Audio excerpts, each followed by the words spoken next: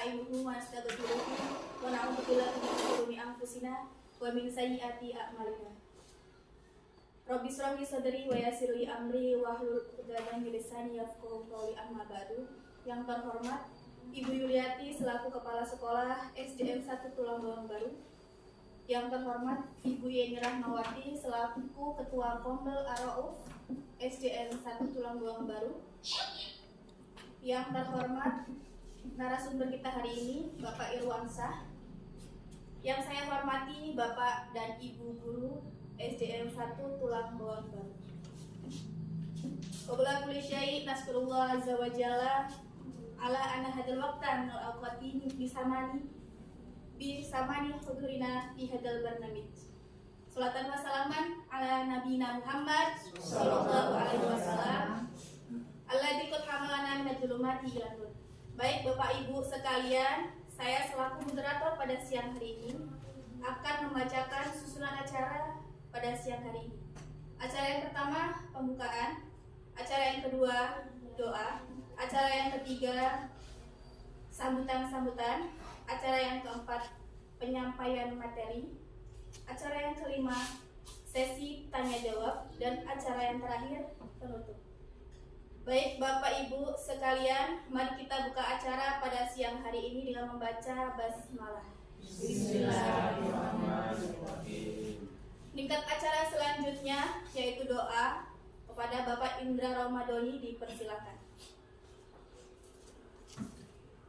Assalamualaikum warahmatullahi wabarakatuh. Mengharap ridha Allah Subhanahu wa taala dan kelancaran dari acara kita pada siang hari ini, mari bersama-sama kita berdoa, bermunajat kepada Allah Subhanahu wa taala agar selalu mendapatkan taufik dan hidayahnya.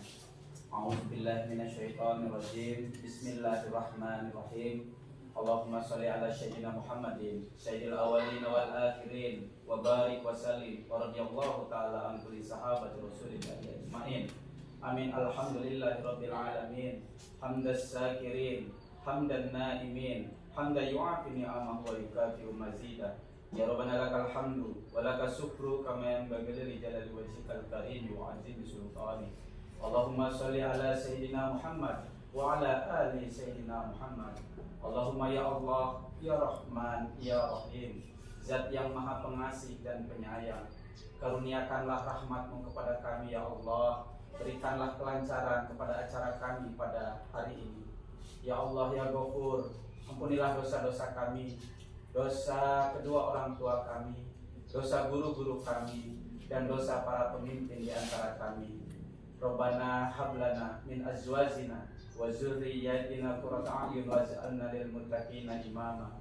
Rabbana atina fid dunya hasanah wa fil akhirati hasanah wa qina azabannar. Subhanaka rabbika rabbil izzati amma yasifun wa salamun alal mursalin walhamdulillahi rabbil alamin. Wassalamualaikum warahmatullahi wabarakatuh. Baik, diucapkan terima kasih. Semoga dengan adanya doa tadi, kegiatan kita pada siang hari ini dapat berjalan lancar. Amin amin ya rabbal alamin. Acara selanjutnya sambutan-sambutan. Sambutan yang pertama akan disampaikan oleh Ketua Pombel Ar-Rauf kepada Ibu Yeni Rahmawati, dipersilakan. Baik, terima kasih diucapkan kepada moderator. Bismillahirrahmanirrahim. Assalamualaikum warahmatullahi wabarakatuh. Yang terhormat Ibu Yuliati selaku Kepala Sekolah SDN 1 Tulang Bawang Baru. Yang terhormat Bapak Ibu Dewan Guru SDN 1 Tulang Bawang Baru, serta yang saya hormati Bapak Irwansyah selaku pemateri kita pada pagi hari ini. Sholawat dan salam tidak lupa kita selalu sanjung agungkan kepada junjungan kita Nabi besar Muhammad yang selalu kita nantikan sahabatnya di dunia dan akhirat. Amin. Baik Bapak Ibu, tidak banyak yang akan saya sampaikan. Yang pasti kita ketahui bersama bahwa rekan kita Bapak Irwansyah ini terpilih menjadi salah satu peserta untuk kegiatan diseminasi PKG PJOK di angkatan pertama yang dilaksanakan oleh Dinas Pendidikan Kabupaten Lampung Utara Kemudian pada beberapa hari yang lalu beliau meminta izin untuk minta waktu untuk penyampaian materi beliau pada hari ini. Jadi saya di sini selaku Ketua Kambel memohon kerjasamanya agar kegiatan hari ini dan materi hari ini yang disampaikan oleh Bapak Irwansyah dapat berjalan dengan lancar, kemudian dapat menambah wawasan kita tentang pembelajaran kita di kelas nantinya. Mungkin hanya itu yang bisa saya sampaikan, kurang lebihnya saya mohon maaf. Saya akhiri, wabillahi taufiq wal hidayah. Wassalamualaikum warahmatullahi wabarakatuh. Waalaikumsalam warahmatullahi wabarakatuh. Diucapkan terima kasih.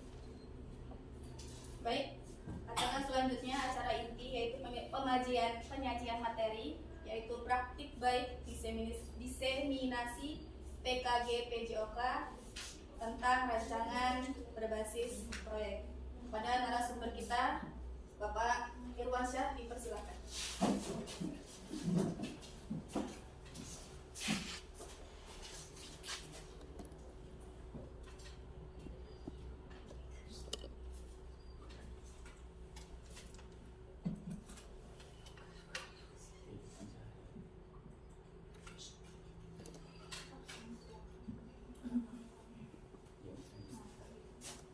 Assalamualaikum warahmatullahi wabarakatuh. Waalaikumsalam warahmatullahi wabarakatuh. Saya ucapkan terima kasih kepada Kepala Sekolah SD 1 Tulungagung Baru, Ibu Pusat Pendidikan yang sudah memberikan waktu hari ini untuk melaksanakan materi kegiatan diseminasi PKG PJOK Kabupaten Lampung Utara.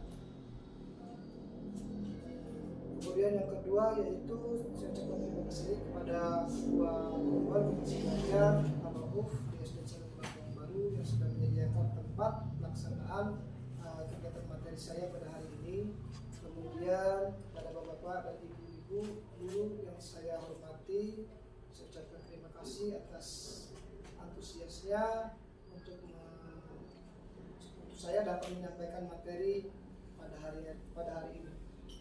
Assalamualaikum warahmatullahi wabarakatuh. Waalaikumsalam warahmatullahi wabarakatuh. Alhamdulillah wa syukurillah wa ni'matillah, la haula wa la quwwata illa billah. Asyhadu an la ilaha illallah wa la syarika lah, wa asyhadu anna Muhammadan abduhu wa rasuluh.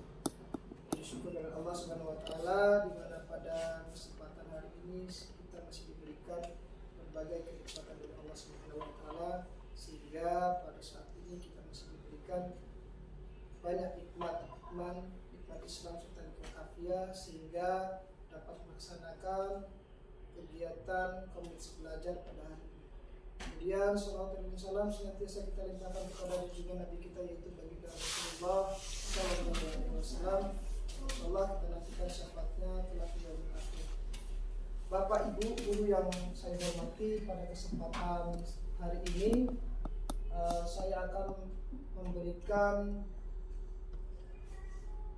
praktek baik tentang diseminasi PKG PJOK. Pada saat ini saya sudah tahap akhir. Di sini saya akan memberikan materi tentang rancangan berbasis proyek. Rancangan berbasis proyek ini ada tahapannya. Jadi, apakah proyek yang ditugaskan sudah dibuat nyata mungkin dengan kehidupan murid? Insyaallah tentu proyek dalam pembelajaran berbasis proyek atau problem based learning sangat disarankan untuk dibuat seakan-akan nyata dan relevan dengan kehidupan siswa.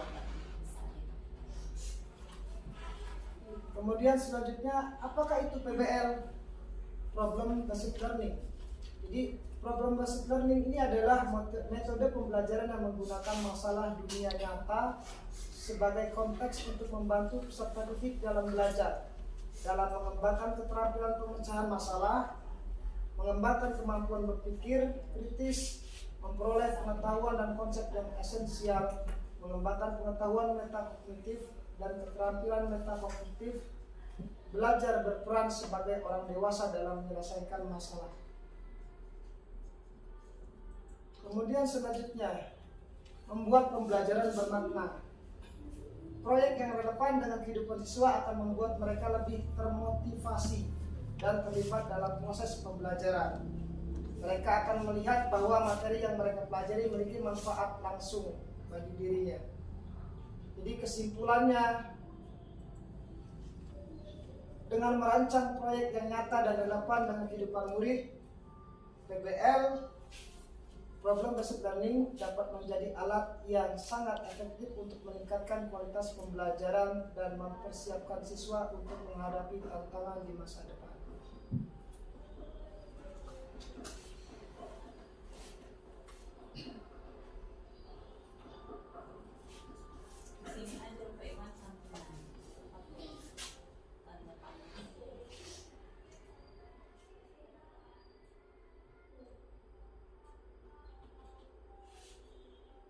Bisa dibesarin Besarin aja. F5.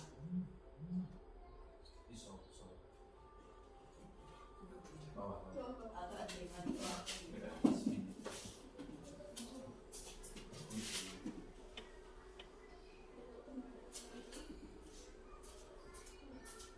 Nah, jadi tinggal Pak Irwan samping laptop aja. Sini. Iya, pakai kanan kiri kita bisa. Samping kiri.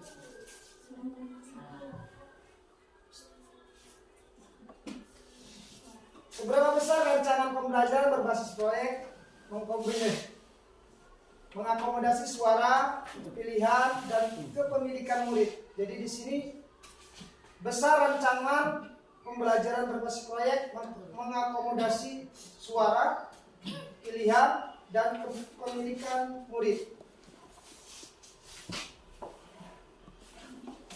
Jadi dalam proses pembelajarannya, siswa didorong untuk aktif berpartisipasi dalam proses pembelajaran. Mereka dapat memberikan ide, mengajukan pertanyaan, dan berbagi perspektif mereka. Jadi di sini siswa dianjurkan kepada seorang guru untuk mempunyai andil dalam menentukan pilihan mereka, ataupun mereka berhak mempunyai ide atau gagasan yang akan mereka tuangkan dalam pemikiran mereka kepada guru. Seperti itu. Kemudian membuat pilihan. Di sini siswa diberikan kebebasan untuk memilih topik proyek, metode penelitian, dan cara penyampaian hasil. Ini memungkinkan mereka untuk bereksplorasi minat dan bakat mereka. Jadi menurut saya siswa itu akan berkembang ketika mereka bisa menentukan suatu desain atau program mereka yang mereka pernah rasakan dan alami dalam kehidupan mereka. Contohnya seperti ini. Ketika mereka melihat tontonan atau video yang mereka tonton itu sangat menarik bagi minat mereka, maka mereka akan antusias untuk melakukannya. Seperti itu. Kemudian metode penelitian. Metode penelitian ini banyak dilakukan oleh guru IPA. Seperti melakukan organ tubuh, atau dia tumbuh-tumbuhan, atau dia bunga, seperti itu, metamorfosis. Jadi seperti itu. Kemudian yang selanjutnya, yang ketiga, yaitu merasa memiliki. Dengan memiliki peran aktif dalam proses pembelajaran, siswa merasa memiliki proyek tersebut. Mereka bertanggung jawab atas keberhasilan proyek dan merasa bangga dengan hasil yang mereka capai. Jadi intinya pada proses ini, mereka itu harus mempunyai proyek yang mereka kerjakan dari awal sampai akhir.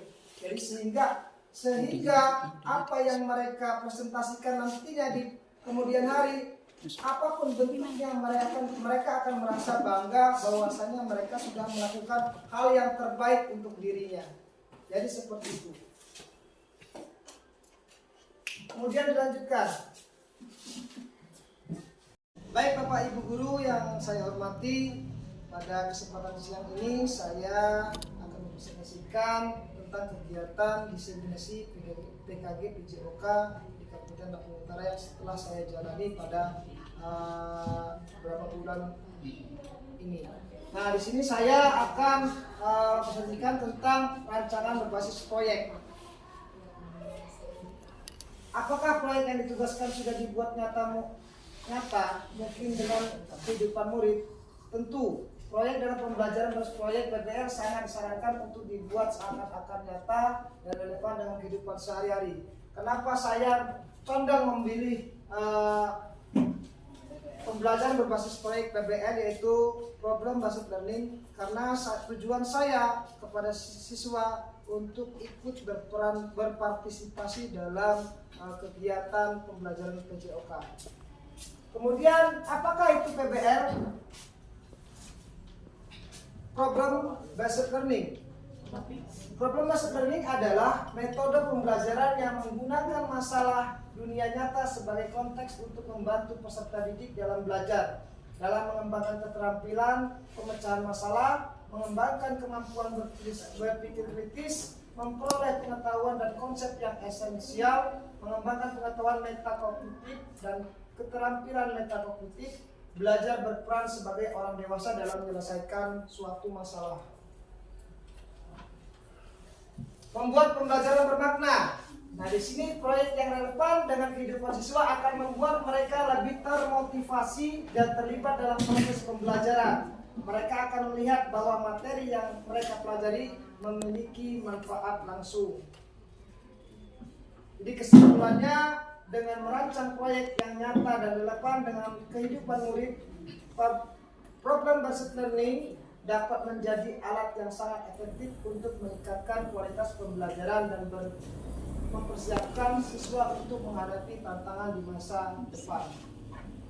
Kemudian selanjutnya di sini, seberapa besar rancangan pembelajaran berbasis proyek mengakomodasi suara, pilihan, dan kepemilikan murid. Jadi di sini ada 3 rancangan pembelajaran berbasis proyek mengakomodasi, yaitu yang pertama suara, yang kedua pilihan, dan yang ketiga kepemilikan murid. Yang pertama, memiliki suara. Siswa didorong untuk aktif berpartisipasi dalam proses pembelajaran. Mereka dapat memberikan ide, mengajukan pertanyaan, dan berbagai perspektif bermain mereka. Jadi di sini seorang guru menuntut kepada siswa untuk memberikan ruang kepada siswa untuk andil dalam kegiatan belajar dan mengajar di dalam kelas maupun di lapangan untuk guru PJOK. Mereka berhak untuk bersuara atau mempunyai ide atau gagasan yang mereka temui dalam kehidupan sehari-hari mereka. Jadi terus yang kedua, membuat pilihan. Siswa diberikan kebebasan untuk memilih topik proyek, metode penelitian, dan cara penyampaian hasil. Ini memungkinkan mereka untuk mengeksplorasi minat dan bakat mereka. Jadi di sini siswa dituntut untuk misalnya seperti contohnya mereka mempunyai suatu tugas yang dari awal sampai akhir mereka laksanakan hingga tercapai akan suatu pekerjaan itu dengan maksimal. Apapun bentuknya mereka nanti, capaian mereka adalah suatu keberhasilan mereka dalam melaksanakan tugas proyek tersebut. Kemudian yang terakhir, merasa memiliki. Dengan memiliki peran aktif dalam proses pembelajaran, siswa merasa memiliki proyek tersebut. Mereka bertanggung jawab atas keberhasilan proyek dan merasa bangga dengan hasil yang mereka capai. Jadi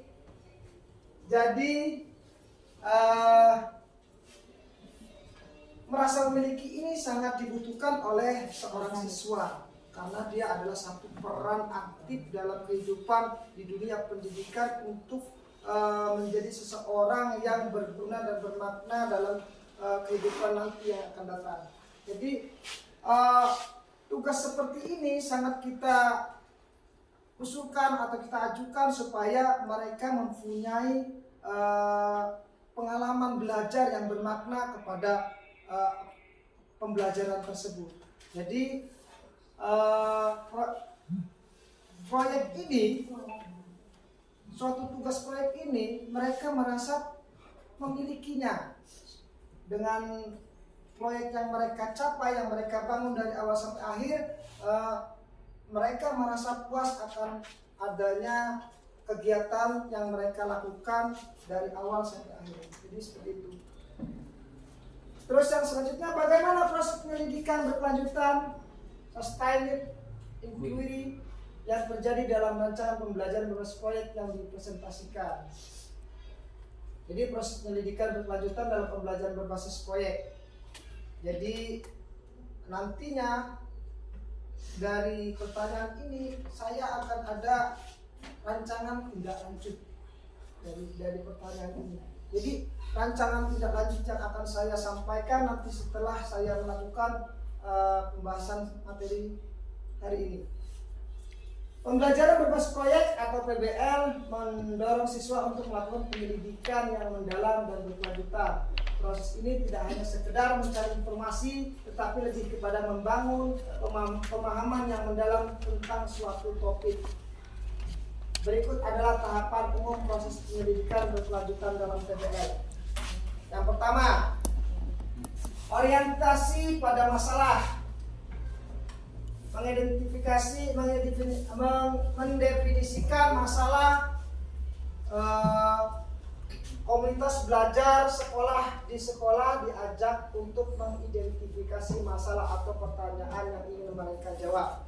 Yang pertama. Terus yang kedua, merumuskan pertanyaan penelitian. Pertanyaan ini harus jelas, spesifik, dan dapat dijawab melalui penelitian. Kemudian yang kedua, merencanakan penyelidikan. Yang pertama, membuat rencana. Jadi komunitas belajar sekolah merancang rencana penelitian yang mencakup langkah-langkah yang akan mereka ambil, sumber daya yang dibutuhkan, dan jadwal kerja. Kemudian yang kedua, memilih strategi penelitian.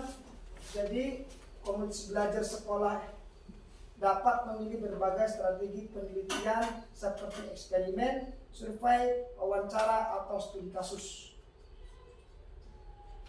Kemudian yang ketiga, melakukan penyelidikan, mengumpulkan data. Jadi komunitas belajar sekolah di AWOF ini mengumpulkan data yang relevan dengan pertanyaan penelitian mereka.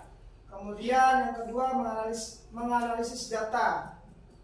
Komunitas belajar sekolah menganalisis data yang telah mereka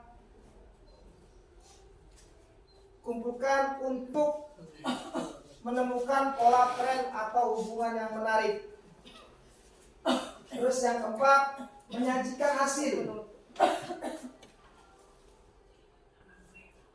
Membuat laporan. Jadi di sini tugasnya komunitas belajar juga banyak tugasnya dari apa yang saya akan lakukan nantinya. Jadi tugas komunitas belajar sekolah ini bukan harus bersama. Saya yang harus bekerjasama kepada komunitas belajar sekolah untuk melakukan kegiatan praktik baik ini yang akan nanti dilanjutkan setelah pembahasan ini. Menyajikan hasil penelitian mereka dalam bentuk laporan, kemudian presentasi atau produk lainnya. Kemudian mempresentasikan hasil di sekolah, mempresentasikan hasil penelitian mereka kepada teman sejawat, kepada sekolah, lingkungan, masyarakat, atau audiens lainnya. Terus yang kelima, merefleksi dan mengevaluasi, merenungkan proses. Komunitas belajar sekolah merefleksikan proses penelitian yang telah mereka lakukan terhadap tantangan yang mereka hadapi dalam pelajaran yang mereka pelajari.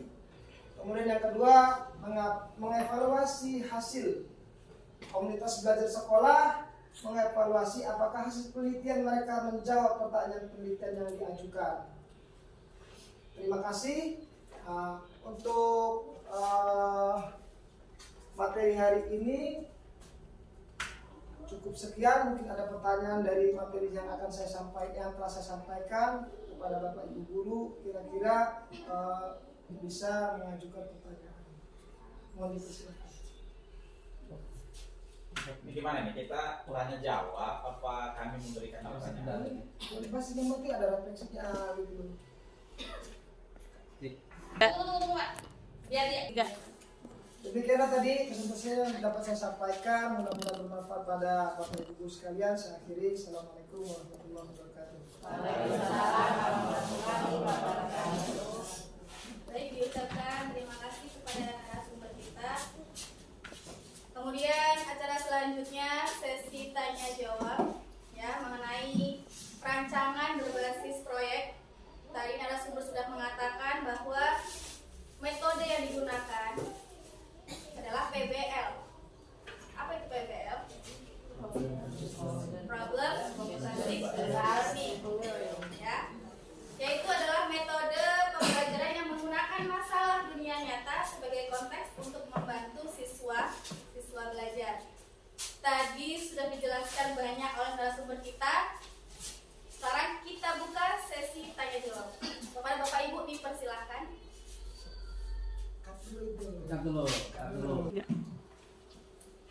Baik, Bapak Ibu sekalian, di sini saya akan membuka satu termin untuk dua penanya.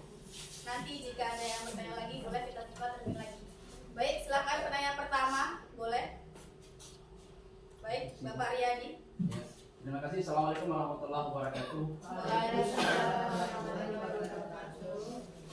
Kami akan bertanya tentang apa yang sudah disampaikan tentang PBL. Apa aksi yang akan dikerjakan sebagai bukti nyatanya? Terima kasih. Baik, terima kasih. Saya tampung dulu pertanyaannya. Oke, siap. Silahkan untuk penanya kedua, boleh. Baik, Ibu Yeni. Baik, terima kasih kepada moderator. Dari penyampaian materi yang Bapak sampaikan tadi, karena ini berhubungan dengan kombel kita, hal yang akan saya tanyakan, kira-kira kapankah kegiatan yang Bapak sampaikan tadi itu akan kita laksanakan pada kegiatan kombel ini, karena kami harus menyesuaikan jadwal dengan kegiatan yang akan dilaksanakan. Terima kasih. Baik, terima kasih untuk penanya kedua. Saya kembalikan ke narasumber. Baiklah Bapak Ibu, saya hormati, saya terima kasih atas pertanyaan dari Bapak Riyadi dan Ibu Yeni. Di sini Pak Riyadi menanyakan apa aksi nyata yang akan saya aplikasikan dalam kehidupan mengajar saya di sekolahan ini. Aksi nyata saya ke depannya nanti dalam ke depan ini akan membuat proyek yaitu SEM, Sport Education Model, yang akan dirancang ini. Jadi ruang lingkupnya yaitu fase C. Jadi yang kita gunakan adalah kelas 5 dan 6 saja untuk melaksanakan Sport Education Model ini.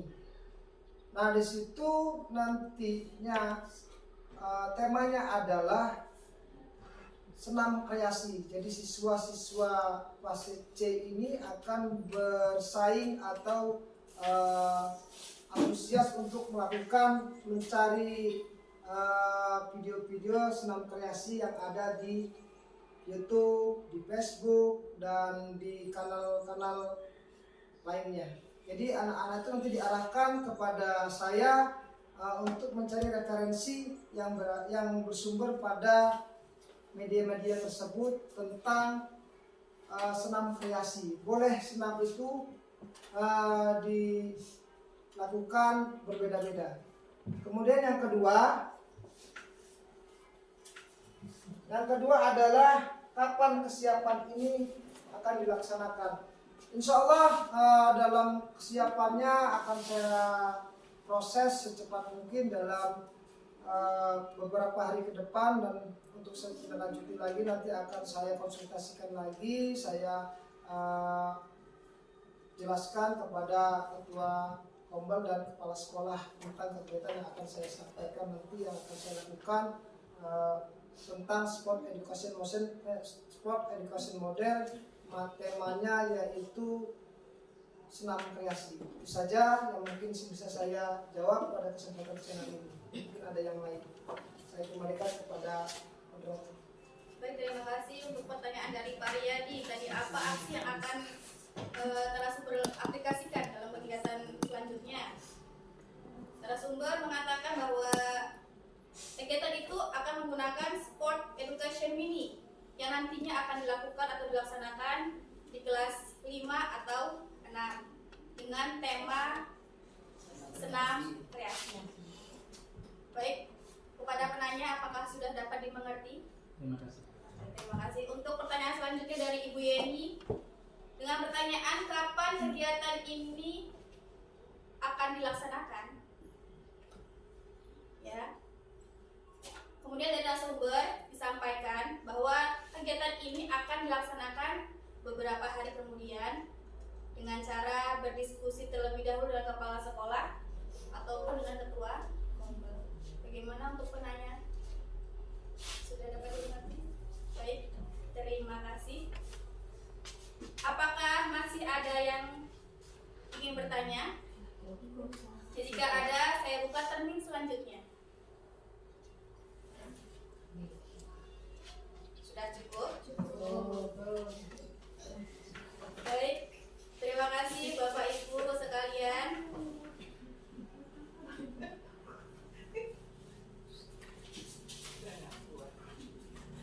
Jadi Bapak Ibu guru sekalian, kita sebagai guru banyak beberapa metode yang kita gunakan dalam kegiatan pembelajaran. Salah satunya seperti yang narasumber kita jelaskan tentang rancangan berbasis proyek. Itu contohnya tentang ke PBL atau